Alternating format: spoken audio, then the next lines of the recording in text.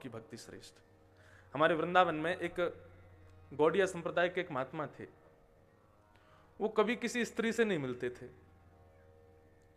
और यदा कदा कभी कहीं उनको कोई स्त्री दिख भी जाती मार्ग में तो वो अपने मुंह फेर लेते और सीधे चलते बनते। लेकिन इतने विद्वान थे, इतने भक्त थे, वैष्णव थे, इतनी अंदर उनके अंदर वैष्णवता थी कि सब उनको प्रणाम करते थे। एक बार मीराबाई ब्रजमंडल आई तो मीराबाई बोली कि हम उन महाराज जी के दर्शन करना चाहते हैं। तो दर्शन करने के लिए जहां कुटिया में वो रहते थे वहां मीराबाई पहुंच गई। तो जैसे मीराबाई पहुंची तो द्वारपालों ने रोक दिया, बोले कहां जा रही हो? बोले कि महाराज जी के दर्शन करने। महाराज जी किसी स्त्री को दर्शन नहीं देते, महाराज जी केवल पुरुषों से ही मिलते हैं। मीराबाई मुस्कुरा करके बोले ये वृंदावन धाम है भाई साहब, और यहां पर योगेश्वर कृष्ण के अलावा और दूसरा कौन पुरुष है मुझको आप बता दो। अरे यहां पर देवादिदेव महादेव शंकर भी जब आते हैं तो गोपी बन करके आते हैं। हमारे वृंदावन में गोपेश्वर महादेव बैठे, नथनी पहन करके, कानों में कुंडल पहन करके, आंखों में काजल लगा करके बढ़िया गोपी बन के बैठे हैं भगवान शिव। मीराबाई बोली कि इस पूरे वृंदावन में योगे पुरुष तो केवल एक है, नंद नंदन, उसके अलावा तो यहां सब गोपी हैं, सब स्त्रियां हैं। आपके महाराज जी पुरुष हैं तो मैं निश्चित ही उनका दर्शन करूंगी, क्योंकि मैंने कृष्ण के अलावा और किसी पुरुष को देखा ही नहीं है, बाकी सब तो यहां पर स्त्री के स्वरूप हैं। जब उनको यह भान हो जाए तो मुझे बता देना, मैं फिर आकर के उनसे मिल लूंगी। अच्छा, मीराबाई का एक स्वभाव था, मैंने उनके जो जो चरित्र पढ़े, जो जो भाव पढ़े, वो उसको हमारे यहाँ तो अल्लड़ भाषा में तो ऐसे बोल देते मुंह फट, लेकिन मुंह फट नहीं, वो जो मुंह पे होता था बोल देती थी, जिसको होता था उसको बोल देती थी। तो मीराबाई बोली पुरुष तो एक ही है, लेकिन आपके महाराज जी अगर खुद को पुरुष समझते हैं तो एक बार मुझसे मिल लें। ऐसा कहकर के मीराबाई गई, द्वार जो उनके सेवक थे उन्होंने जाकर के उनको महाराज जी को बताया। बोले मीराबाई आई थी, तो बोले दर्शन के लिए कह रही थी, हमने मना किया। तो बोले वृंदावन में तो एक ही पुरुष है, ये आपके स्वामी जी कहां से पुरुष बन गए। ये बात सुनते ही उन्होंने उसी दिन अपना नियम तोड़ दिया कि आज के बाद स्त्रियों से नहीं मिलेंगे, नियम तोड़ दिया। और इस नियम को तोड़ा कैसे? बोले अब वो महाराज जी चल करके मीराबाई के पास गए और पहली बार मीराबाई को देख करके अपना ये नियम तोड़ा उन्होंने। कहा कि हम भले ही खूब विद्वान थे, लेकिन हमारे हृदय में भी विकार था, स्त्री पुरुष में भेद था, आपने वो भेद भी दूर कर दिया। ऐसी वैष्णवता। यहां इतने लोग कथा सुन रहे हैं, प्रत्येक मनुष्य का दायित्व बनता है कि मैं कथा सुन करके जाऊं और जो लोग कथा में नहीं आए उनको ये कथा के सुंदर भाव जाके सुना दूं। श्रोता के 4 लक्षण बताए गए हैं, सावधानी से सुनिएगा। श्रीमद् भागवत में 2 महात्म्य हैं, एक उत्तर महात्म्य, एक पूर्व महात्म्य है। तो श्रीमद् भागवत का जो उत्तर महात्म्य है उसमें 4 प्रकार के श्रोता बताए गए हैं। ध्यान से सुनना, कौन से होते हैं? सुक, मीन, चातक और हंस। ये 4 प्रकार के श्रोताओं की पद्धति होती है। अब आप कौन से हो ये आप लोग निश्चय कर लेना सुन के।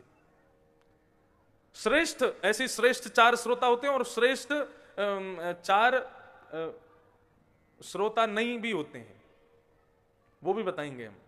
तो श्रेष्ठ 4 श्रोता कौन से हैं पहले वो सुनो। पहला सुक। हमारी श्रीमद् भागवत जी के बगल में एक चांदी के तोते विराजमान हैं। ये कौन है? ये सुकाचार्य हैं, श्री सुखदेव जी महाराज हैं। सुक कहते हैं तोते को। तो श्रोता कैसा होना चाहिए? बोले तोता जैसा होना चाहिए।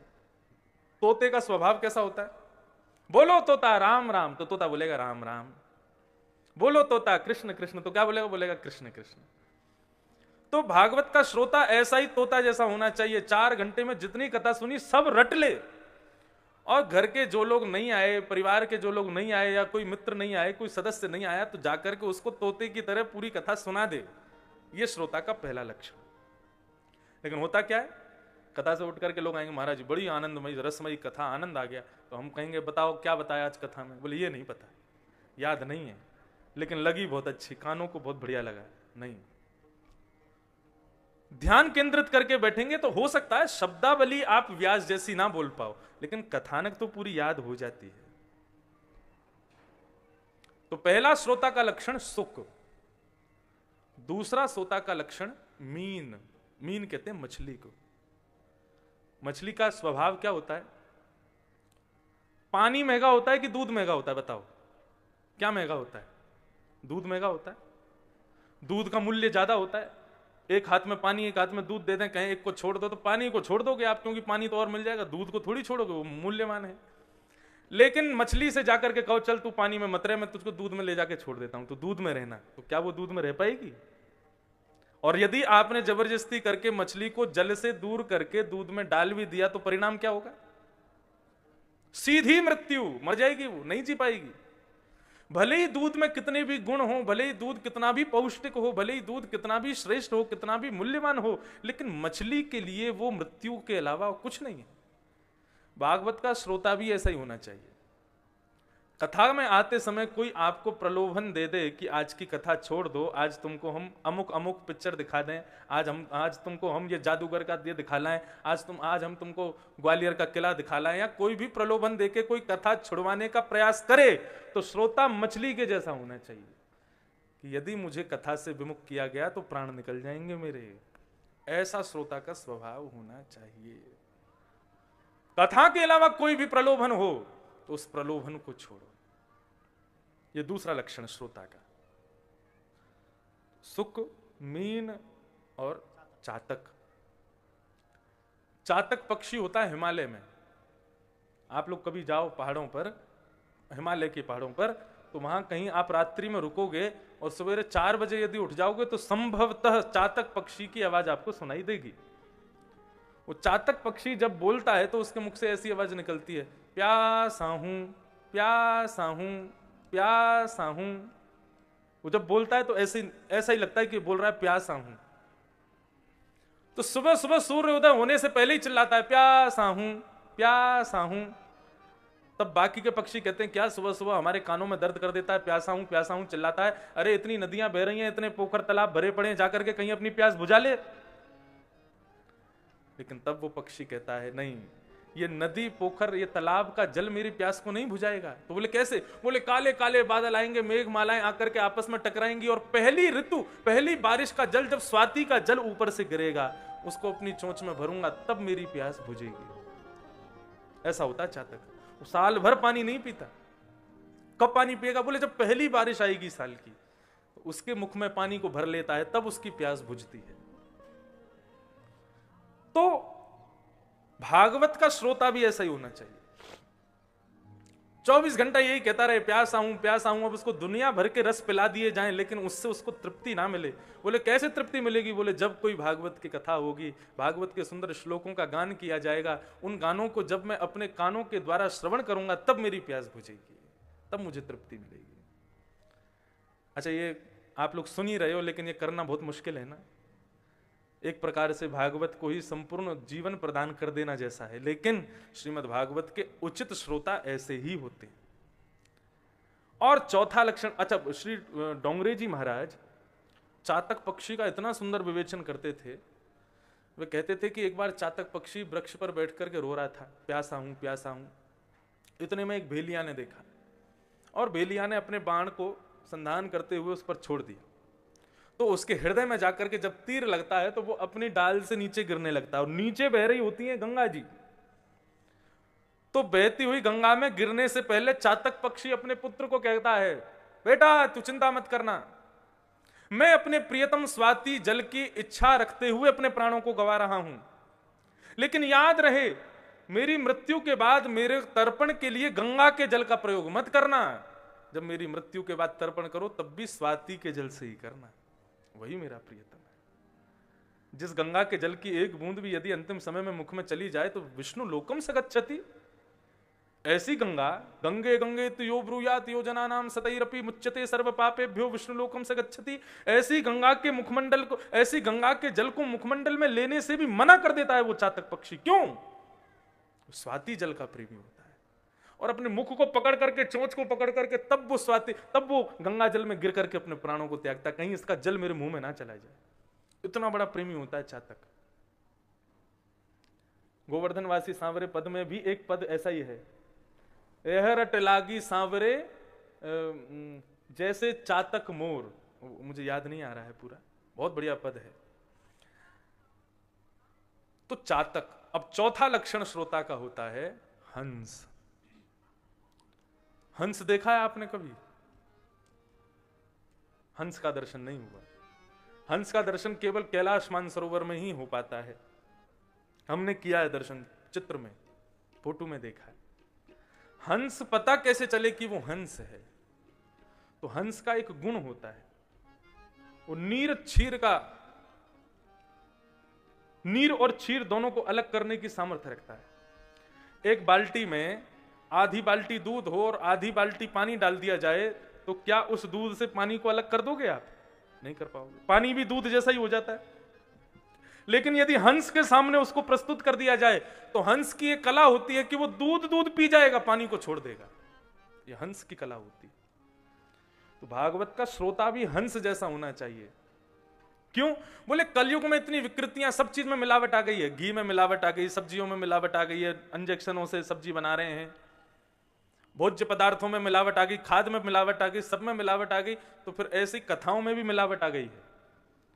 हर प्रकार की कथाएं चल रही हैं और हर प्रकार के वक्ता हर प्रकार से कथाएं कर रहे हैं। लेकिन श्रोता को वक्ता में और वक्ता की कथा में कैसी बुद्धि रखनी चाहिए? बोले हंस जैसी। क्या? बोले वक्ता फालतू बात ज्यादा करते हैं। तो फालतू बात मतलब जल, उसको छोड़ो, तुम केवल दूध पीते जाओ, जो तुम्हारे लिए ग्राह्य है उसको लेते जाओ, उसको ग्रहण करते जाओ। लेकिन उस वक्ता के प्रति कभी भी दोष बुद्धि मत रखना। उन्होंने ऐसा क्यों बोला? पाखंड का विरोध होना चाहिए और लोग करते भी हैं, लेकिन विरोध उसके स्तर के लोग ही करें, श्रोता को नहीं करना चाहिए। श्रोता अपने स्वभाव में कभी भी न्यूनता ना आने दे। वो कथा को श्रेष्ठ माने, वक्ता को श्रेष्ठ कभी ना माने। वक्ता को केवल 4 घंटा ही घास डाले, बोले हाँ ये श्रेष्ठ है, उसके बाद में वो भी साधारण है। उनमें कोई, हम तो खूब अपनी कथाओं में क्रिकेट खेलते हैं, खूब बल्लाबाजी खेलते हैं, खूब आनंद करते हैं, लेकिन जैसे ही मंच पर आएंगे तो व्यास मंच की मर्यादा भी देखते हैं। तो श्रोता को कैसा होना चाहिए? हंस जैसा, और नीर क्षीर का विवेचन करे। ये तो है 4 प्रवर श्रोता, और ऐसे ही हैं 4 अवर श्रोता। ये अवर श्रोता कैसे होते हैं, इनके बारे में सुन लो। पहला बताया, बोले लोमड़ी। बोले ये कैसे होते हैं? बोले कथा शुरू हो गई 2 बजे, लेकिन कथा में पहुंचेंगे कब? बोले 4 बजे। और 4 बजे आएंगे, पूरे पीछे से बैठे हुए कूदते फांदते एक दूसरे के ऊपर और लाद करके सबसे आगे आकर के बैठ जाएंगे। ना किसी को सुनने दी, ना कुछ नहीं, सबको परेशान और कर दिए। दूसरे कौन होते हैं? बोले दूसरे होते हैं ऊंट। बोले ऊंट वालों का क्या होता है? ऊंट को यदि रसगुल्ला खिला दिया जाए तो ऊंट पागल हो जाएगा। ऊंट को क्या खिलाओ? बोले नीम के पत्ते खिलाओ, बबूल के कटेले और विषैले उसको पदार्थ खिलाओ, उनसे उसको सुख मिलता है। ऊंट को कभी देखो नीम खाएगा, बबूल के जिसमें कांटे होते हैं वो खाता है ऊंट। क्यों? उसमें उसको सुख मिलता है। और गलती से किसी ने गुलाब जामुन रसगुल्ला परोस दिया तो ऊंट परास्त हो जाएगा, बोले ये क्या खिला दिया मुझको। ऐसे ही श्रोता कई लोग कैसे होते हैं, वो कथा में आएंगे, पता क्या बोलते हैं? महाराज जी थोड़ा राजनीति पे भी प्रकाश डाला करो, कांग्रेस भाजपा इनके बारे में भी बोला करो आप। महाभारत के प्रसंग को, जहां पर युद्ध हो रहा हो, लड़ाई झगड़ा चलता हो, ऐसे प्रसंग ज्यादा सुनाओ। मतलब उनको रसमयी कथा से कोई मतलब नहीं है। वो उसी के चक्कर में बैठे रहते हैं। कब दुर्योधन भीम की लड़ाई हो, कंस कृष्ण की लड़ाई हो, रावण राम की लड़ाई हो, ये लड़ाई झगड़े वाले प्रसंग उनको बड़े पसंद होते हैं। तो जो फालतू की बकवाद सुनने में जिनकी रुचि होती है, ऐसे उनको कहते हैं अवर, ऊंट की श्रेणी के श्रोता। तीसरे बताए गए वृषभ। वृषभ यानी बैल। बोले ये कैसे होते हैं? बोले इनको कथा से मतलब नहीं है। तो बोले किससे मतलब है?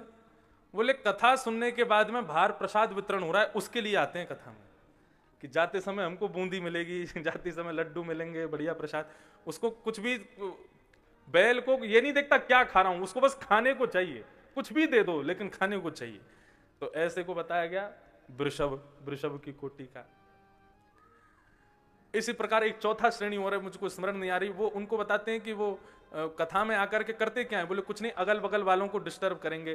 बोले ये वक्ता तो ऐसे बोल रहे हैं, वो ऐसे बोलते थे। इनको बोलते हैं श्रोता। ये श्रोता नहीं, सरोता। सरोता होता है खंड खंड खंड खंड करता है उसको, क्या सुपारी को, ऐसे खंड खंड खंड खंड करते पूरी कथा का खंडन कर देंगे। ये व्यास जी तो ऐसे बोलते हैं, हमारे यहाँ कथा हुई थी तो उनके ऊपर इतना बड़ा केले का पत्ता लगाया गया था, इन पे तो है ही नहीं। हमारे यहाँ कथा हुई थी तो व्यास जी के अब क्या बताएं आपको, एक बार मेरी कथा हुई बिहार में, नहीं झारखंड में, पहली बार कथा करने गया। तो वहां कथा होती थी शाम को 7 बजे से और रात्रि 11 बजे तक। रुका था मैं बंगाल में, 60 किलोमीटर दूर से आता था कथा करने रोज। एक बियर जंगल में कथा हुई थी। तो पहले दिन जब मैं कथा करने आया तो एक बड़ा दीनहीन सा, बिल्कुल मतलब जैसे कहें उसके शरीर की हड्डियां गिन लो ऐसा बिल्कुल दीनहीन सा व्यक्ति, और उसको 5-6 लोग घेरे खड़े थे और बिल्कुल मुख से मानो ऐसा लग रहा था कितने दिन का प्यासा भूखा भोजन का मारा बेचारा। और मुझको उसके सामने जाकर खड़ा कर दिया। उससे बोले प्रणाम करो प्रणाम। मैंने कि ये कौन है? बोले आपकी कथा के मुख्य यजमान। मैंने मुख्य यजमान तो हट्टे तगड़े बढ़िया होने चाहिए, इनको क्या हो गया? तब बताया, एक तो उनका मुंडन कर दिया, बोले कि बाल रख के कथा नहीं सुननी है। और दूसरा क्या कर दिया, बोले कि उनको बेचारे का बिस्तर बिस्तर सब हटा दिया कमरे में से, बोले नीचे चटाई पे सो। उनके शैम्पू साबुन बर्तन सब ले लिए, बोले कुछ नहीं लगाना है ऐसे रहो। और भोजन में कह रहे हैं पका हुआ भोजन नहीं, छोंक वाला भोजन नहीं, उबले हुआ खाना खाओ, ये खाओ। बेचारे की ऐसी स्थिति हो गई। अरे हमने कहा भाई खूब पकवान खाओ, खूब मस्त रहो, आनंद से रहो, बस कथा सुनो प्रेम से। ये इतने सारे नियमों के चक्कर में बेचारा कथा ही नहीं सुन पाएगा वो। तो ऐसा नहीं होना चाहिए। तो ये चौथी श्रेणी जो होती है श्रोताओं की, वो कथा का खंडन करते हैं। नहीं, श्री चैतन्य महाप्रभु अपने समस्त वैष्णव भक्तों के साथ में विचरण कर रहे थे, तभी किसी कथा में पहुंचे तो कथा के वक्ता वो कुछ विद्वान नहीं थे, ऐसे ही कुछ भी बोल रहे थे। तो चैतन्य महाप्रभु उसकी कथा में जैसे ही पहुंचे तो बार बार भुजा उठाते, रुदन करते आनंद में, आहा आहा क्या सुंदर कथा, कितनी अद्भुत कथा। समस्त शिष्य परिकर ने कहा, गुरुजी ये बेचारे उल्टा सीधा बोल रहे हैं और आप इनकी कथा में वाहवाही कर रहे हो, क्यों? तो चैतन्य महाप्रभु बोले तुम लोग क्या इसकी विद्वत्ता देखने आए हो कि कितना विद्वान है? परीक्षण की भावना से कथा में बैठोगे तो फिर कोई भी कितना भी श्रेष्ठ वक्ता क्यों ना हो उसमें भी दुर्गुण ही दिखेंगे। परीक्षित बन के बैठो, ग्रहण करने की भावना से बैठो। अगर आप स्वयं बुद्धिमान हैं, विद्वान हैं, इस भावना से कथा में आएंगे तो जब घड़ा आपकी विद्वत्ता से भरा ही हुआ है तो मैं और भरूंगा तो बाहर गिरेगा ही। इसलिए सदैव श्रोता को चाहिए कि अपने आप को थोड़ा खाली ही समझ करके बैठे कि मुझे कुछ नहीं पता, मुझे कुछ नहीं आता। इस भावना से बैठे तब ही तो वक्ता उसको भर पाए। तो श्रोता के लक्षण इस प्रकार होने चाहिए। तो मैं किस विषय में कह रहा था? भागवत का धर्म क्या है कि हम, विषय क्या है? हमारे हृदय में परम धर्म का बीज बो देना। अब वो बीज तो यहां बूब गया आपके हृदय में, अब उस बीज को वृक्ष बना करके दूसरों को फल देना, पुष्प देना, छांव देना, वो कब होगा? जब इसी कथा को सुन करके इसके सद्भावों को आप दूसरों तक पहुंचाओगे। ये बात सुबह सुबह व्हाट्सएप चेक करते हैं सब लोग, और जहां पे दिखेगा कि कहीं पर लड़ाई झगड़ा हुई है, किसी की बदनामी की बात है, तो तुरंत उसको 100 लोगों को भेज देंगे। लेकिन किसी ने कथा भेजी हो, कोई प्रसंग भेजा हो, कोई अच्छी बात भेजी हो, उसको 10 लोगों को भी नहीं भेजेंगे। ऐसी स्थिति नहीं। वैष्णवता कहते ही उसे हैं कि मैं भक्त बना हूं तो अपने साथ साथ औरों का भी कल्याण करते हुए उनको भी भक्त वैष्णव बनाऊं। तो ये भागवत का विषय है। अब भागवत का अधिकारी कौन है, कौन सुन सकता है और कौन सुना सकता है? तो लिखा है निर्मत्सराणाम सताम, निर्मत्सराणाम सताम। एक दोष होता है, उसका नाम है मात्सर्य दोष। मात्सर्य दोष दुख के 4 कारण बताए भागवत में। पहला कारण कर्म, जैसा कर्म करोगे वैसा भोगना पड़ेगा। दुख का दूसरा कारण बताया काल, समय। दुख का तीसरा कारण बताया स्वभाव। कई लोगों के स्वभाव में ही दुख होता है, उनको कितना भी खुश कर लो, किसी कहो भैया रो क्यों रहे, बोले रो नहीं रहा, मेरा चेहरा ही ऐसा है। कई लोग ऐसे होते हैं, उनसे उनका चेहरा ही ऐसा लगेगा रो रहे हैं क्या, स्वभाव ही दुखी है। और चौथा दुख का कारण है मात्सर्य। मात्सर्य मतलब अपने दुख से दुखी नहीं है, दूसरे के सुख से दुखी है। वो इतना सुखी क्यों है, वो इतना खुश क्यों है, वो इतना प्रसन्न क्यों है। ये मात्सर्य दोष जिसके अंदर है, क्षमा कीजिएगा, ऐसा व्यक्ति ना तो कथा कहने का अधिकारी बन सकता है और ना सुनने का अधिकारी। जो दूसरे के दुख से, सुख से दुखी है, ऐसे व्यक्ति को कथा कहने का भी अधिकार नहीं है। मात्सर्य दोष से बचिए।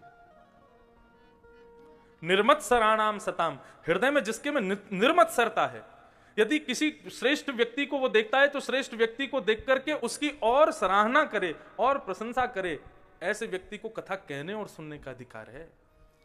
अगर कोई मात्सर्य दोष से युक्त कथा में आ भी जाए और कथा सुनने लग जाए तो श्रीमद् भागवत की कथा उसको पल्ले नहीं पड़ेगी, समझ नहीं आएगी, कृपा नहीं होगी। जिस प्रकार 11वीं की कक्षा की परीक्षा देने के लिए 10वीं कक्षा पास करनी पड़ती है, 9वीं से सीधे किसी को 11वीं कक्षा में भेज दोगे तो फेल हो जाएगा। ठीक उसी प्रकार श्रीमद् भागवत की इस सुंदर वार्ता को सुनने के लिए मात्सर्य दोष की मुक्ति बहुत जरूरी है। यदि सदैव सबके प्रति ईर्ष्या की भावना हृदय में है और ऐसी स्थिति में कथा श्रवण के लिए जाओगे तो कथा समझ नहीं आएगी। लेकिन हां, एक बात सुनो, यदि कोई मात्सर्य दोष मेरे भीतर से निकल जाए, इस भावना से कथा में जाए कि मेरे अंदर ईर्ष्या बहुत है। अच्छा, ईर्ष्या दोष ऐसा है कि किसी को कह दो कि आपके अंदर क्रोध है तो वो स्वीकार कर लेगा, किसी को कह दो कि आपके अंदर बहुत लोभ है, ये भी स्वीकार कर लेगा, किसी से कहो आपके भीतर बहुत दंभ है, ये भी एक बार को स्वीकार कर लेगा, लेकिन किसी से कहो तुम्हारे अंदर ईर्ष्या बहुत है, ये स्वीकार नहीं करता मानव। आप कैसे कह सकते हैं मेरे अंदर ईर्ष्या है? ईर्ष्या को व्यक्ति स्वयं स्वीकार कर सकता है कि हां मेरे अंदर ईर्ष्या है, और इस भावना को रख के कि मुझे ईर्ष्या, इस मात्सर्य दोष से दूर होना है, इस भावना को रख के कथा में आवे तो सप्ताह यज्ञेन कलौ पुनन्तिते, ये सप्ताह कथा उसके हृदय से ईर्ष्या दोष को नष्ट कर देगी। उसके बाद क्या होगा? बोले जित देखूं उदित श्याममयी है, जहां दृष्टि घुमाओगे वहीं ठाकुर जी का दर्शन होगा।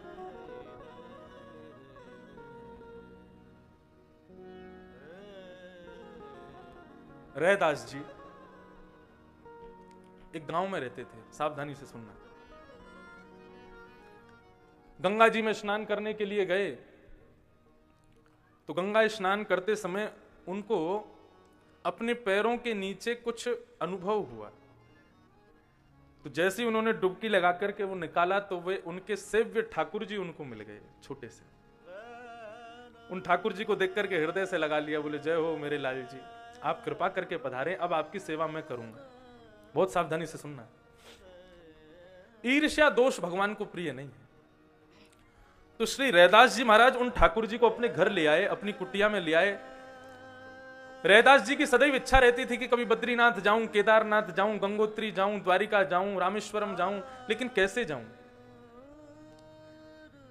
जब ठाकुर जी उनके पास आए तो रैदास जी ने मन में विचार कर लिया कि ठाकुर जी मेरे पास आकर कह रहे हैं अब तुझे कहीं जाने की जरूरत नहीं, मैं ही तेरे पास आ गया हूं। तो उन्होंने अपनी कुटिया को विभाजन कर दिया। कैसे? एक कोने में ठाकुर जी को विराजमान कर दिया, एक कोने का नाम बद्रीनाथ रख दिया, एक कोने का नाम द्वारिकाधीश रख दिया, एक कोने का नाम रामेश्वरम रख दिया, एक कोने का नाम वृंदावन रख दिया। और क्या करते? ठाकुर जी की सेवा करते और ठाकुर जी से कहते ठाकुर जी चलो तुमको बद्रीनाथ घुमा लाएं, तो ठाकुर जी को उठा के दूसरे कोने में रख देते, ये रहे बद्रीनाथ। वहां से उठा करके चलो ठाकुर जी तुमको वृंदावन ले चले, तो दूसरे कोने में ले जाते, बोले ये है, ओहो ये वृंदावन आ गए। अभी जब लॉकडाउन लगा था तो उस समय कई वैष्णवों ने ऐसा किया। अब कहां जाएं? वृंदावन नहीं जा पा रहे, द्वारिका नहीं जा पा रहे, बद्रीनाथ आदि कहीं नहीं जा पा रहे, तो क्या करें? अपने घर में बहुत सारे कमरे हैं, सब कमरों के नाम रख दिए। इसका नाम क्या? बोले बद्रीनाथ। रसोई घर का नाम बोले जगन्नाथ। वहां पर दाल भात मिलता रहता है हमेशा, 24 घंटे, कभी चले जाओ 12 महीने दाल भात मिलेगा। सोने का स्थान जहां पर पौड़ते हैं बोले रंगनाथ, श्री रंगनाथ भगवान से सैया पर पौड़े हुए। दफ्तर का जहां काम कर रहे हैं, अब तो घर से ही सब काम कर रहे थे, तो क्या उसका नाम क्या रहा? बोले द्वारिकापुरी। बोले ये यहाँ पर राजा बनकर के सब काम कर रहे हैं। तो अब घर में आपस में चर्चा चलती तो क्या कहाँ जा रहे हो? बोले वृंदावन जा रहे हैं। बोले वृंदावन वो रहा। आप कहाँ जा रहे हो? बोले हम जगन्नाथपुरी जा रहे हैं। आप कहाँ जा रहे हो? हम द्वारिकापुरी जा रहे हैं। तो सारे तीर्थ धाम घर में ही भाव से प्रकट हो जाएंगे। श्रीमद वल्लभाचार्य जी महाराज कहते थे कि भगवान को व्यंजन की पूजा से ज्यादा भाव की पूजा प्रिय है। एक भक्त ने कहा कि मेरे पास इतनी धन सामग्री नहीं है कि मैं ठाकुर जी को विविध विविध पदार्थों से भोग लगा सकूं, क्या करूं? श्रीमद वल्लभाचार्य जी महाराज बोले पदार्थ खरीद नहीं सकता, लेकिन पदार्थ का चिंतन तो कर सकता है। चिंतन तो फ्री में मिल जाता है, क्या करो? बोले ठाकुर जी को सामने विराजमान करके नेत्र बंद कर लो और बोले ठाकुर जी आज आपको पंचामृत से अभिषेक कराएंगे, ये लो दूध से स्नान, ये लो घी से स्नान, ये लो शर्करा से स्नान, ये लो मधु से स्नान। लेना कुछ नहीं है, बस सोचना है कि हम करा रहे हैं। इमेजिनेशन। अब आप लोग वहां बैठे हो, वहां बैठ करके केवल सोच लो आंख बंद करके कि मैं मंच पर खड़ा हूं, तो आपकी जो सोचने की प्रक्रिया है वो पूरे दृश्य को इस प्रकार क्रिएट कर देगी कि आपको लगेगा कि आप सच में मंच पर खड़े हो। तो ऐसी श्रीमद् वल्लभाचार्य जी बोले कि अपने मन में केवल भाव रख लो कि हम ये प्रस्तुत कर रहे हैं, भाव से ही ठाकुर जी प्रसन्न हो जाएंगे। तो उनका भक्त रोज ठाकुर जी का पंचामृत से अभिषेक करता।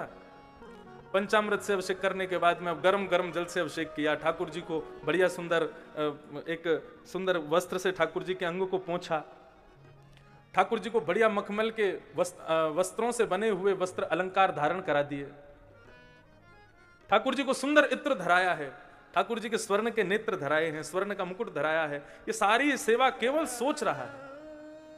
अब ठाकुर जी तैयार हो गए, चलो दूध भोग लगाओ। दूध रख दिया, दूध फीका है, इसमें थोड़ी सी केसर डालो, इलायची डालो, बढ़िया काली मिर्च डालो, अच्छा चलो चीनी डालो, 1 चम्मच 2 चम्मच 3 चम्मच, अरे चीनी तो बहुत ज्यादा हो गई, चलो 1 चम्मच निकाल लो। जैसे ही दूध में से 1 चम्मच निकालने लगा तो भगवान सच में प्रकट हो गए, हाथ पकड़ लिया उसका। जैसे ही नेत्र खोल करके देखा तो सामने द्वारिकाधीश बैठे। बोले प्रभु आप कैसे प्रकट हुए? बोले मैं ये कहने को प्रकट हुआ हूं, तेरी सच की चीनी लग रही है जो तू निकाल रहा है उसको। अरे क्यों निकाल रहा है? लग गई तो लग गई। अब भाव ठाकुर जी को अति प्रिय है। हमारे ठाकुर जी जब विचरण करते हैं, घूमने जाते हैं, अमेरिका कनाडा सब जगह घूमे आए हमारे ठाकुर जी। हम क्या करते हैं? और फ्लाइट में बैठे हैं, 16 घंटे की फ्लाइट है, क्या करें? तो गोद में बैठे बैठे ठाकुर जी को बस भाव रख ले, ठाकुर जी देखो 56 भोग आए हैं, गोवर्धन से बन के आए थे, वो सुगंधी आई आपको, मोहन थार मेवा बाटी मठरी मैसूर पाक सब आइए, देखो पाओ, भोग लगाओ। और एक और बात, हम अपने ठाकुर जी के बिस्तर के नीचे 500-1000 रुपए और रख देते हैं कि जगह जगह कहीं पे आपको दुकान मिले तो खुद खरीद के खा लेना। तो ये भाव ही प्रमुख है भक्ति में, सिद्धांत में सबसे श्रेष्ठ भाव ही है। तो श्री रैदास जी अपने ठाकुर जी की सेवा करते थे। कुछ लोगों को उनसे ईर्ष्या होने लगी। बोले इसके पास जो ठाकुर जी हैं इनको धन सिद्ध है, देख रहे हो रैदास पर कितनी कृपा हो रही है, खूब धन आ रहा है, खूब सब संपत्ति अपने आप आ रही है इसके पास। तो उन लोगों ने क्या कहा कि राजा के पास जाकर के प्रस्ताव कर दिया कि हे राजन, ये जो रैदास जी महाराज हैं इनको भगवान की पूजा का अधिकार नहीं है, ये पूजा का अधिकार तो हम ब्राह्मणों को है। आप इनसे कह करके और इनके ठाकुर जी हमको दिलवा दो। वेद मंत्र आदि वेद पुराणों के सब उन्होंने सब बता दिए नियम कि कहां कहां क्या क्या लिखा है। राजा ने रैदास जी को बुलाया, रैदास जी से कहा कि ऐसे ऐसे बात है, क्या करना चाहिए? बोले आप राजा हैं, आज्ञा करो। ठाकुर जी को मैं तो लाया नहीं, स्वयं पधारे हैं वो। तब राजा ने कहा एक काम करते हैं, अपने ठाकुर जी को हमारे राजभवन में लेके आओ और एक तरफ ये सब लोग बैठेंगे, एक तरफ आप बैठ जाओ, दोनों अपनी पूजा पद्धति से ठाकुर जी को प्रसन्न करने का प्रयास करो, जिससे ठाकुर जी रीच करके उसकी गोदी में आ गए, ठाकुर जी उसी के। रैदास जी बोले ठीक है, आपकी जैसी आज्ञा। अब तो वो सब लोग जो ईर्ष्या में ठाकुर जी को पाना चाह रहे थे कि इनसे धन आता है, उन्होंने दुनिया भर के पदार्थ, दुनिया भर की सामग्रियां, ना जाने कहां कहां के तीर्थों का जल मंगाया, ठाकुर जी का इससे अभिषेक करेंगे, ये करेंगे, वो करेंगे, और पूरे महाराज राजभवन को सामग्रियों से भर दिया। 56 भोग मंगाए, इतनी सामग्रियां मंगाई, इतने जल मंगाए, इतने घड़े मंगाए, इतने बड़े बड़े विद्वानों को बुलाया, बोले इन सबसे रीच करके ठाकुर जी हमारे पास आएंगे। रैदास जी कुछ नहीं लेके आए, अकेले आए, अपने ठाकुर जी को सिंहासन पर विराजमान कर दिया। अब उन सब लोगों ने ठाकुर जी की स्तुति गाना शुरू किया, स्तवन शुरू किया, 56 भोग लगाए, यज्ञ किए, हवन सामग्री मंगाई, खूब बढ़िया यज्ञ किया, ठाकुर जी का पंचामृत से अभिषेक, अद्भुत अभिषेक किया। और सब कुछ करने के बाद में ठाकुर जी के सामने आवाहन करने लगे कि ठाकुर जी हमारे पास पधारो, लेकिन ठाकुर जी नहीं आए। तब राजा ने आग्रह किया कि रैदास जी अब इनकी बारी तो हो गई, अब आप करो। ठाकुर जी यदि आपकी गोद में आ गए तो हम मान जाएंगे कि आपके। तब श्री रैदास जी महाराज ने एक पद गाया, बहुत प्यारा पद है। श्री मीराबाई ने भी इस पद को गाया है, लेकिन श्री रैदास जी महाराज का भी यही शब्द के साथ में पद है। अपने नेत्रों को बंद करते हैं, ठाकुर जी का स्मरण करके कहते हैं ठाकुर जी मेरे पास इतनी सामग्रियां, इतने 56 भोग पदार्थ का भोग लगाने के लिए धन, ये सब मेरे पास नहीं है, मेरे पास केवल वाणी है, मैं वही आपको प्रदान कर सकता हूं। यदि आपको ये सब सामग्रियां चाहिए तो आप अभी उनके पास चले जाओ, लेकिन मेरी वाणी सुनकर के मेरी टूटी फूटी सेवा और मेरी कुटिया में ही चारों धाम घूमने हैं, तो मैं पद के भाव से ही रिझा रहा हूं। आप अगर मेरी सेवा चाहते हैं तो मेरे पास आ जाना। तब श्री रैदास जी ने यह पद गाया, जो तुम तोड़ो पिया मैं नाही तोड़ूं रे, जो तुम तोड़ो पिया मैं नाही तोड़ूं रे। तो सो प्रीत तोड़ कृष्ण कौन संग जोड़ूं रे। चंद्रकोश। जो तुम तोड़ो पिया मैं नाही तोड़ूं रे, जो तुम तोड़ो पिया जो तुम तोड़ो पिया मैं नाही तोड़ूं रे,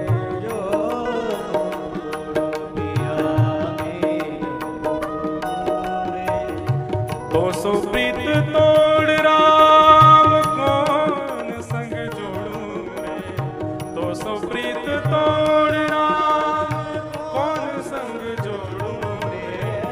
जो तुम तोड़ो राम मैं नाही तोड़ूं रे,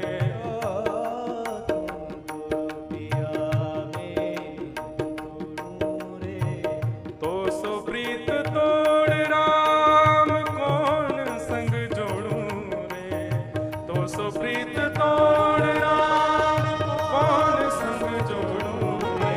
जो तुम तोड़ो राम मैं नाही तोड़ूं रे,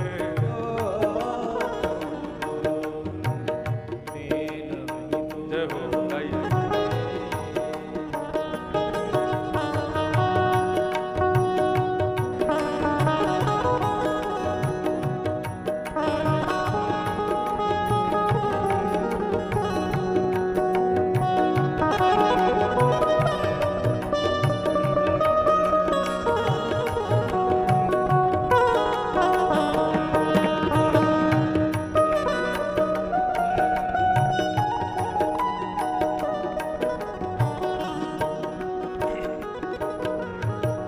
मैं अपनो मन हरि सो जोरो, मैं अपनो मन मैं अपनो मन हरि सो जोरो, मैं अपनो मन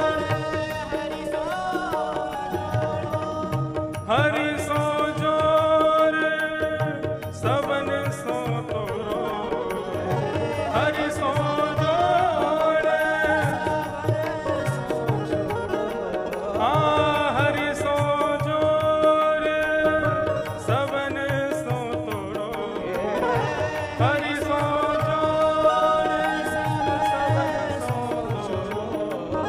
जो तुम तोड़ो राम मैं नाही तोड़ूं रे, जो तुम तोड़ो राम मैं नाही तोड़ूं रे, तो सो प्रीत तोड़ राम कौन संग जोड़ूं रे, तो सो प्रीत तोड़ राम कौन संग जोड़ूं रे। हाँ जो तुम तोड़ो राम मैं नाही तोड़ूं रे,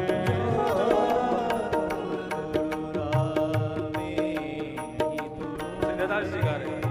सब ही पहर तुमरी ही आशा, सब ही पहर तुमरी आशा, सब ही पहर तुमरी ही आशा।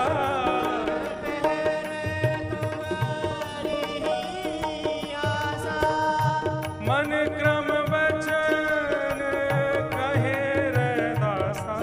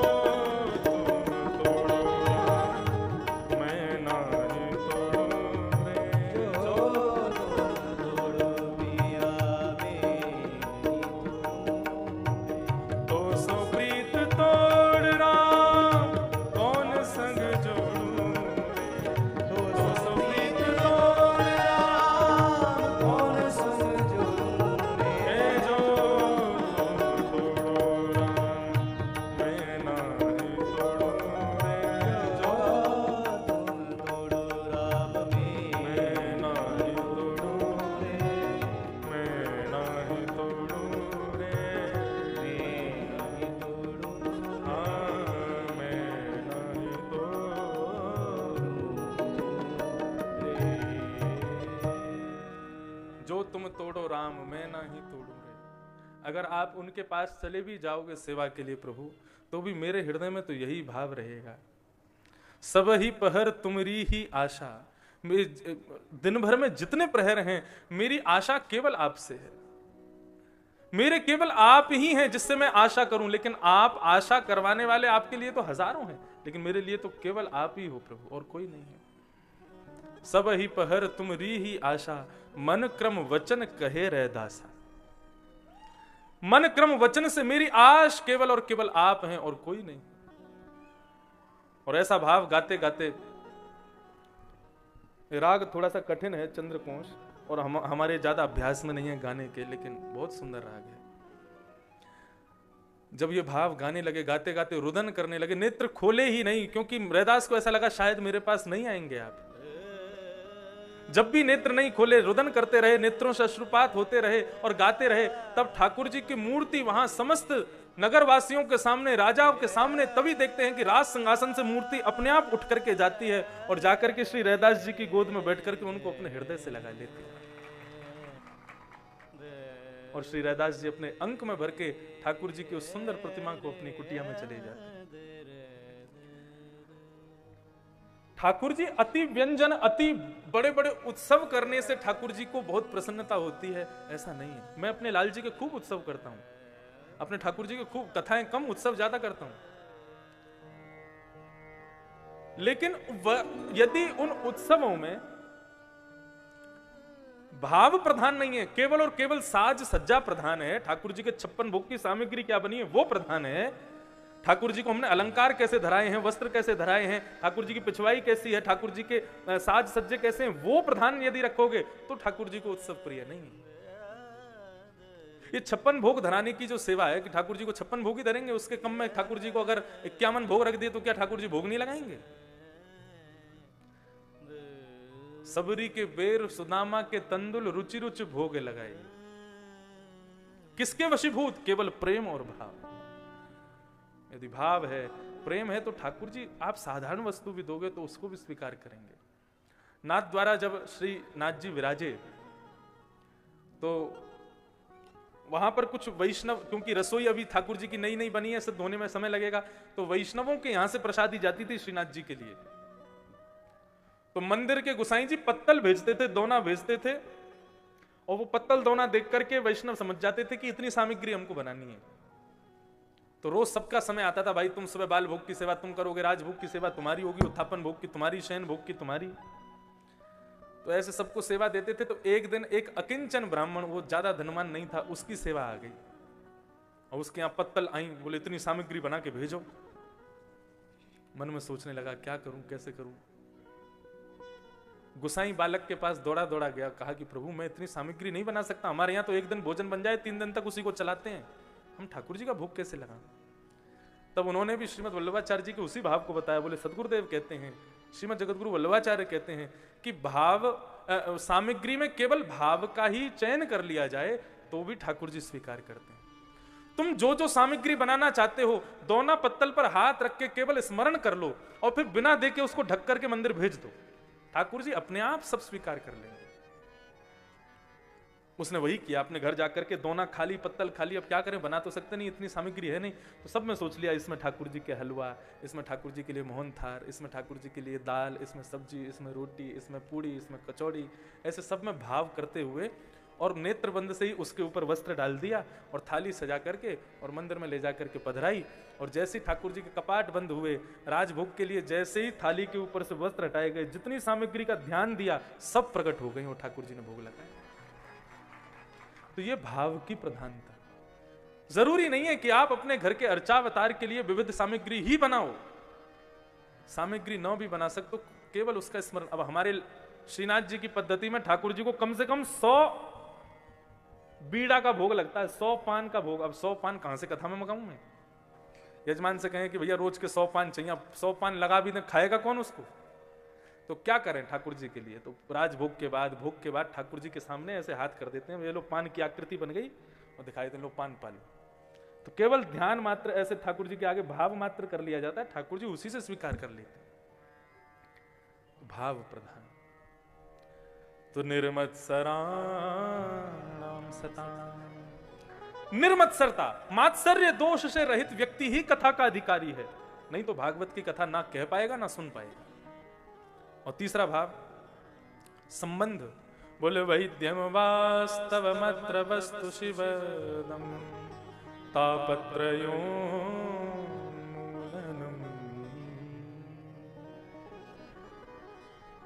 श्रीमद् भागवत का विषय संबंध क्या है? बोले ये हमारा संबंध किससे कराती है? देखो 7 दिन की कथा है और प्रत्येक दिन की कथा जो है वो फेरे के भाव से होती है। हर दिन की कथा सुनकर के नंद नंदन के साथ में आप लोग फेरे लगा रहे हो, एक एक दिन एक एक फेरा पूरा होता चला जा रहा है। और हम कौन है? बोले फेरा लगावे वाले भामर परवाए वाले पंडित जी हैं। हम कथा सुना के 4 घंटा में आपके फेरा ही लगवा रहे हैं। और ये सब कौन है? सब मंडली आती है फेरा परवाने वाले पंडित जी के संग में, एक थाली लेके घूमते रहते हैं, बोले इसमें चावल अक्षत आदि इनके तिलक करो, जे करो, वो सब ये पूरी हमारी मंडली पधारी वृंदावन से। भामर किसके पढ़ रहे हैं? आपके पढ़ रहे हैं। सप्ताह कथा 7 दिन जिस दिन पूरे हो जाएंगे उस दिन आप सबके 7 फेरे ठाकुर जी के साथ पूर्ण हो गए। अब क्या हुआ? बोला अब हम तो चले जाएंगे, अब आप लोग भी अपने घर चले जाओ। मतलब अब गौने का इंतजार करो, गौना कब होगा? श्रीमद् भागवत सुनने के बाद में मानव को मृत्यु के भय से दूर हो जाना चाहिए। मानव को मृत्यु का इंतजार शुरू कर देना चाहिए। कब आएगी बताओ? हम ताल ठोक के बैठे इंतजार कर रहे हैं तुम्हारा, कब आओगी? कथा श्रवण के बाद में मृत्यु मृत्यु ना रह जाए, मृत्यु गौना बन जाए। हमने कथा सुनी थी, फेरा तो हमारे हो गए। बोले अब क्या? बोले प्रियतम अब जब बुलावा भेजेंगे, पालकी भेजेंगे, 4 कहार भेजेंगे, तब उस पालकी में बैठकर के अपने प्रियतम के देश जाएंगे। इस भावना के साथ 7 दिन में ठाकुर जी से ब्याह हो जाता है श्रोताओं का। और पानी ग्रहण कराया हमने, हम साक्षी के भाव से आए हैं, हमने साक्षी कराई, भाई पानी ग्रहण करा दिया आपका। अब गौने का इंतजार करो। बोले गौना कब आएगा? बोले पालकी आएगी, गौने में 4 कहार आएंगे उठाने वाले, अपने परिवार के ही जन 4 कहार बन के जब पालकी में उठा करके विमान बना करके शमशान से, शमशान क्या है? बोले ये एयरपोर्ट है, यहां से आपको अग्नि रूपी विमान में बिठा करके और आपको प्रियतम के देश यानी कि आपके ससुराल भेज दिया जाएगा। जाओ वहीं जाकर के रहो प्रियतम के पास। ये सब भी भाव है। तो श्रीमद् भागवत क्या करती है? किससे संबंध कराती है? बोले वैद्यम वास्तव मत्र वस्तु शिवदम। एक वस्तु है, कौन सी? वेणुनादल हरि, वेणु का नाद करने वाली वस्तु यानी कि योगेश्वर कृष्ण से श्रीमद् भागवत आपका संबंध करा देती है। और कैसा संबंध? बोले शिवदम, शिवदम यानी कल्याणकारी संबंध। ये भागवत का संबंध है। इसी के लिए ही कथा सुनी जाती है, और कोई तात्पर्य नहीं है कथा का, हमारा भगवान से संबंध हो जाए, बस इसी भाव से। अब भागवत का प्रयोजन क्या है? क्यों सुन रहे हैं हम? बोले तापत्रयोन्मूलनम। 3 प्रकार के ताप, आदि दैविक, आदि भौतिक, आध्यात्मिक। भयंकर बारिश से जो आपको घाटा होता है उसको कहते हैं आदि दैविक ताप।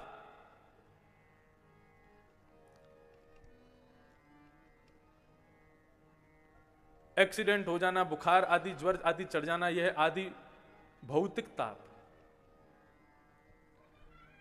और किसी के द्वारा जो आपको दुख मिलता है उसको कहते हैं आदि भौतिक ताप। और स्वयं अपने आप में बीमार जो होते हैं उसको कहते हैं आध्यात्मिक ताप। ये 3 प्रकार के ही कष्ट होते हैं। तो श्रीमद् भागवत की कथा इन कष्टों के निवारण के लिए होती है। तापत्रयोन्मूलनम, कष्ट तो दूर नहीं होगा, लेकिन वो ताप तो दूर नहीं होगा, लेकिन उस ताप में मिलने वाला कष्ट दूर हो जाएगा भागवत की कथा से। ये भागवत का अभिप्राय है। कष्ट मीराबाई के जीवन में भी आया है, ध्रुव प्रहलाद के जीवन में भी आया है, लेकिन उन कष्टों में भी वे सदैव प्रसन्न रहे हैं। क्यों? क्योंकि भागवत की कृपा से उनके जीवन के जो कष्ट हैं वो कष्ट तो दूर नहीं हुए, वो दुख तो दूर नहीं हुए, लेकिन उनकी पीड़ा का अनुभव होना बंद हो गया। मीराबाई के साथ में क्या नहीं किया उनके जेठ जी ने, लेकिन फिर भी मीराबाई कभी दुखी नहीं होती थी। मीराबाई एक भाव गाती थी, मुझे बहुत प्रिय है। मीराबाई से कोई कहता था साज श्रृंगार बढ़िया बन के रहा करो, तुम क्या जोगनसी बनी रहती हो? तो मीराबाई कहती थी, हो बाला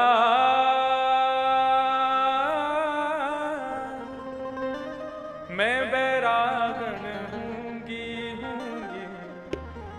हमारे जो मेरे साथ मेरे मित्र पढ़ते थे विद्यालय में, स्कूल में, वे लोग आज मुझको देखते हैं तो मुझसे कहते हैं, तुम कहाँ इतनी कम उम्र में यार, तुम बढ़िया धोती वोती पहन के, तिलक बढ़िया लगा के, और क्या व्यास क्यों बन गए?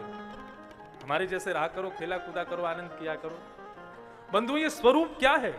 मैं अपनी कथा में बताया करता हूं, जिस प्रकार एक सौभाग्यवती नारी के स्वरूप में कुछ विशेष आभूषण होते हैं, मांग का सिंदूर, गले की मंगलसूत्र, ऐसे ही जो लोग तिलक लगाते हैं, जो लोग धोती पहनते हैं, जो लोग चोटी रखते हैं, गले में तुलसी माला पहनते हैं, ये भी सौभाग्यवती भक्त हैं। इनका ब्याह ठाकुर जी से हो चुका है, उसी का प्रदर्शन कर रहे हैं। हम लोग मांग में सिंदूर की जगह तिलक लगा लेते हैं, ये ठाकुर जी के सौभाग्य का प्रदर्शन है। मंगलसूत्र की जगह गले में कंठी पहन लेते हैं, और सौभाग्यवती नारी साड़ी पहनती, हम धोती पहन लेते हैं। तो ये सब क्यों? हमारे ब्रज में कभी टटिया स्थान है, वहां कभी जाना आप, जहां श्री हरिदास जी महाराज रह करके भजन करते थे। वहां के वैष्णव भक्तों को देखोगे तो क्या, जैसे हम पीला चंदन केवल माथे पे लगाते हैं, ऐसी पीले चंदन में ब्रज की रज लगा करके और पूरे मुंह पर ऐसे लगा करके और पूरे, और वो कौन बन जाएंगे? हौवा बन जाते हैं, भूत। उनसे पूछो, बाबा ये पूरे मुंह पे काहे को पोत लियो चंदन? बोले पूरे मुंह पे पोत के जब बिहारी जी के सामने जाएंगे तो हजारों सुंदर लोगों के बीच में बिहारी जी कहेंगे, ये हौवा कौन आया है? तो मुंह को देख करके बिहारी जी को हंसी आ जाएगी, ये हमारे ऐसा मुंह बना के जाऊं। तो ये वैष्णव भक्तों के जो स्वरूप हैं, ये वैष्णवों के विविध विविध, कोई जटा रखे है, कोई चोटी रखे है, कोई बड़े बड़े बाल रखे है, कोई महाराज बढ़िया वस्त्र पहने, किसी ने सादा वस्त्र पहने, कोई सौल में ही घूम रहा है। ये वैष्णवता क्यों? इसी बात को, इसी भाव को प्रस्तुत कर रही है श्री मीराबाई। बड़े भाव से मेरे साथ गाना, और कल से कथा में सब तिलक लगा के बैठना। और कथा में ही नहीं, कथा के बाद भी भैया, ये हमारे सौभाग्य का दर्शन है। अब तो 7 दिन में ब्याह हो ही गए तो रोज तिलक लगा करके ही जाओ। तिलक लगाओ, चंदन लगाओ, कुछ भी लगाओ, माथा कभी सूना नहीं रहना चाहिए। गाइए, मीराबाई कह रही है, ओ बाला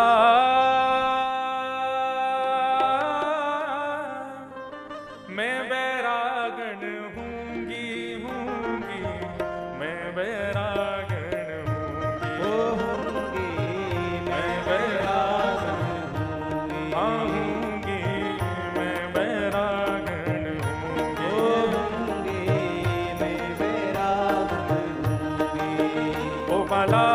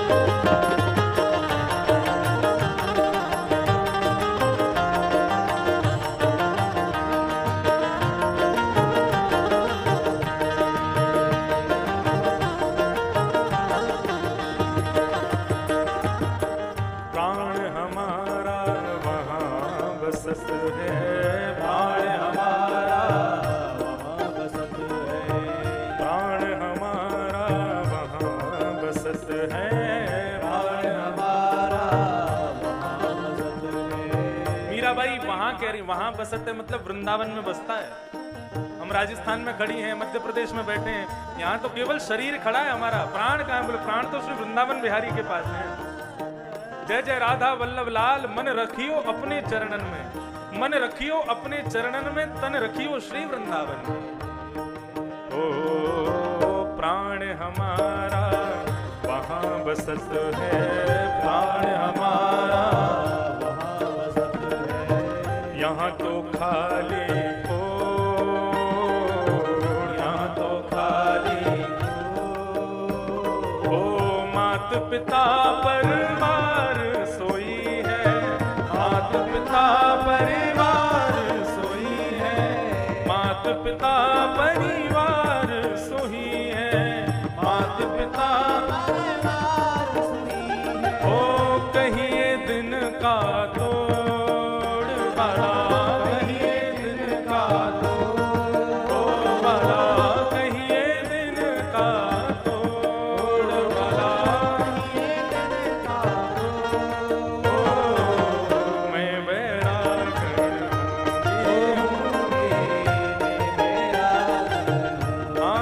आऊंगी, मैं बैरागण ओ बाला, मैं बैरागण हूँगी, मैं बैरागण हूँगी, मैं बैरागण आऊंगी, मैं बैरागण होऊंगी,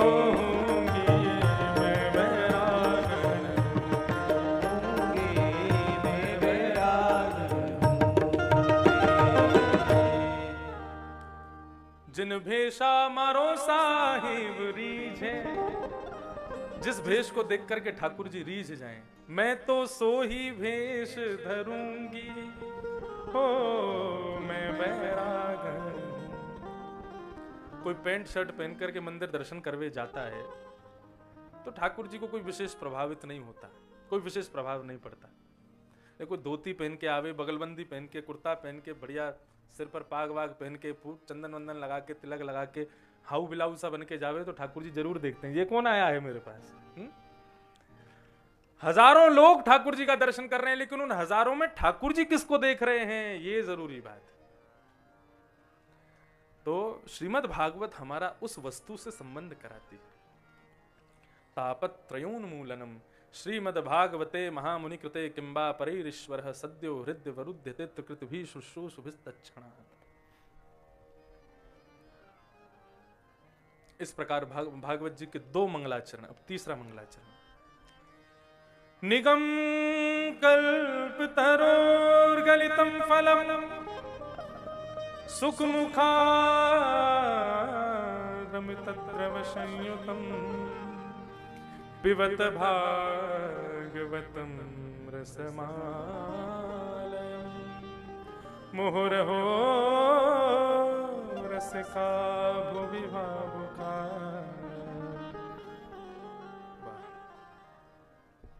निगम कल्प तरोर गलितम फलम। भागवत क्या है? निगम कहते हैं वेद को, और उस वेद रूपी कल्प वृक्ष का पका हुआ फल है श्रीमद् भागवत। अब यहां कल्प तरोर गलितम फलम, कल्प वृक्ष कहा गया भागवत को। कल्प वृक्ष का मतलब क्या होता है? कल्प वृक्ष के नीचे बैठ करके जो सोचोगे वो मिल जाएगा। ये कल्प वृक्ष होता कहां है? स्वर्ग में होता है। लेकिन श्रीमद् भागवत को भी कल्प वृक्ष कहा गया, तो मतलब भागवत का कल्प वृक्ष और स्वर्ग का क्या समान है क्या? बोले नहीं।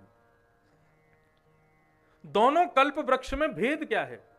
बोले स्वर्ग का कल्प वृक्ष तो जीव की इच्छानुसार वस्तु प्रदान करता है, लेकिन भागवत का कल्प वृक्ष भगवत कल्पना से व्यक्ति को क्या देना चाहिए वो वस्तु प्रदान करता है। समझ में आ रही है बात?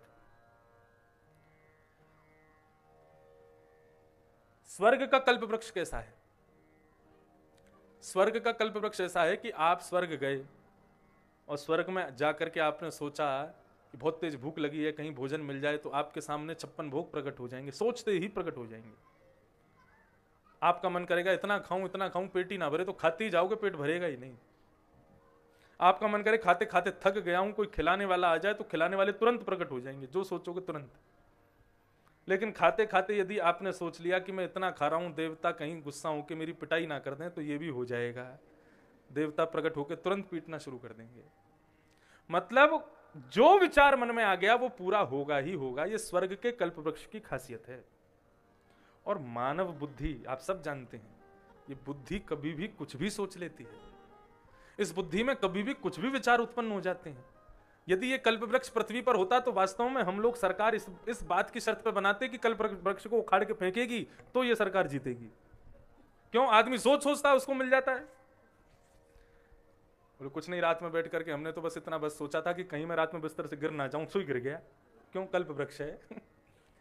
तो ऐसा कल्प वृक्ष है स्वर्ग का। स्वर्ग के देवता इतने डरे डरे रहते हैं कि हम कुछ सोच ना लें, क्योंकि जो सोचेंगे वो मिल जाएगा। लेकिन भागवत का कल्प वृक्ष कैसा है? निगम कल्प तरोर गलितम फलम। भागवत का कल्प वृक्ष यानी कि जब तक पंडाल खाली है तब तक कोई बात नहीं, जैसे ही भागवत जी आके विराजमान हुई तो ये पंडाल ही कल्प वृक्ष बन जाता है। और उसके नीचे जो व्यक्ति बैठा है उसकी कल्पना के अनुसार ये पंडाल आपको, ये वृक्ष आपको कुछ नहीं देगा, ये आपके हित में जो होगा वो आपको प्रदान करेगा। श्रीमद् भागवत मां का स्वरूप भी है, पिता का स्वरूप भी है। तो मां का एक स्वभाव होता है कि बेटा जो मांगे वो वस्तु मां उसको नहीं देती। बेटे की सार्थकता जिसमें है, बेटे को जो वस्तु देनी चाहिए, जिस वस्तु को देने से बेटे का ही कल्याण होगा, मां वही देती है। भरी सर्दी में बेटा यदि ठंडा पीने को कहे तो मां नहीं देगी, मां उसको वही देगी जो उसके लिए उपयोगी है। गर्म दूध देगी, उसमें केसर वगैरह डाल के देगी, बढ़िया बना के देगी। ठीक उसी प्रकार भागवत के कल्प वृक्ष के नीचे आकर के आप यदि वरदान मांगने लग जाओ कि हम बहुत सुख संपत्ति वाले हो जाएं, हम पे ये आ जाए, वो आ जाए, ये आ जाए, वो आ जाए, तो भागवत आपको वो प्रदान नहीं करेगी। भागवत आपको वही प्रदान करेगी जो आपके लिए योग्य है। भगवान के सामने या भागवत की कथा में भी या कहीं पर भी जहां पर आपकी मांगने की इच्छा प्रकट होती है तो दो ही वस्तु मांगनी चाहिए। पहली वस्तु, या तो भगवान को मांगो कि आप हमें मिल जाओ, और ये आप नहीं कर सकते, भगवत मिलन में आपकी कोई ज्यादा इंटरेस्ट नहीं है कि भगवान मिले, हमें कोई ऐसा भाव नहीं है। दूसरी वस्तु मांगो, प्रभु जिसमें मेरी सार्थकता हो वो मुझे दे देना, जिसमें मेरी योग्यता हो वो मुझे दीजिएगा। आपको लगता है कि मेरी योग्यता इसमें है तो वही मुझे दीजिएगा। आप मेरा कभी गलत नहीं सोचेंगे। हम भगवान से अपनी विचारधारा प्रस्तुत करके कुछ चीज मांग लेते हैं, तो क्या आपको पता है जो आप मांग रहे हो वो आगे चल करके आपके लिए सहयोगी बनेगा? नहीं बनेगा। कई बार हम ऐसी वस्तु मांग लेते हैं जिससे हमारा कोई अभिप्राय नहीं है और वो वस्तु मिल जाती है, पर बाद में भगवान से रोते हैं कि इसको कैसे भी लो वापस। तो इसलिए भगवान से सदैव दो वस्तु मांगो। वैसे भागवत का सिद्धांत तो भगवान से कुछ मत मांगो, भगवान से मांगना है तो भगवान को मांगो कि आप मिल जाओ। लेकिन फिर भी श्रोताएं इतने सारे हैं तो एक आध वैसे भी होंगे जिनको भगवान को मांगने में रुचि नहीं है, तो क्या मांगो? बोले जो हमारे लिए योग्य है वो दे दो। आपको लगता है इसमें मेरी योग्यता, तो वही मुझे दीजिए। तो श्रीमद् भागवत का कल्प वृक्ष जो है ये योग्यता के अनुसार मानव को देता है। तो ये क्या है भागवत? बोले निगम वेद रूपी कल्प वृक्ष का पका हुआ फल है। और कैसा है? बोले सुख मुखादमृत द्रव संयुतम।